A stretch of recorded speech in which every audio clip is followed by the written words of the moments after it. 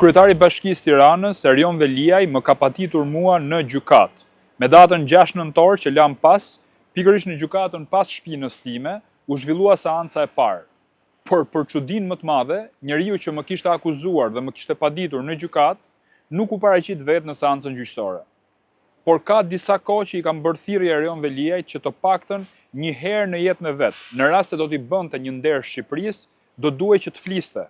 Të fliste në fakt jo kundër meje, por kundër Edi Ramës, kryeministrit të Shqipërisë, sepse në fakt ai e di se sa dhëm ka në gojë.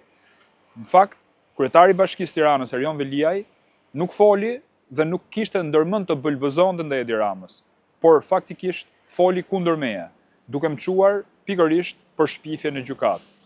Por unë nuk kam shpifur kurrë, sepse të gjithë ata që më njohin e dinë se në çfarë soi jam. Faktikisht, Erion Veliaj është mësuar me disa të tjerë.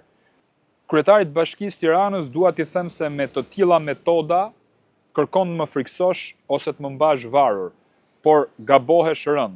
Me padita ashtu quajtura slap cases, kërkon të mbash peng kundërshtarët e tu, si politik, si aktivist apo edhe si gazetar. Dua të them gjithashtu që unë nuk trembem nga lepërusha e pruvete, siç je ti në këtë rast. Dua të them gjithashtu se përpara do të kem dhe harroje se unë bëj marrëveshje me ty. Lufta ime është publike dhe pa kompromis. Ndoshta ti je mësuar me tjerë të bësh marrëveshje.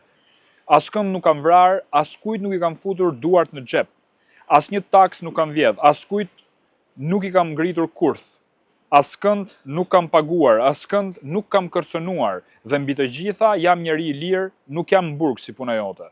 Erion Veliaj, nëse të kam mbetur një fije burrëri, të pres nesër me datë 12 nëntor në orën 12 në këtë gjykatë.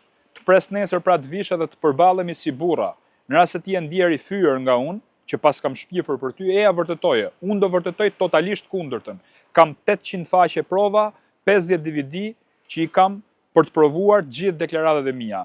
Por në rast se ti nuk vjen në gjyq, turpi do të ndjek ty nga pas dhe unë do marr gjithë vendimet e mia.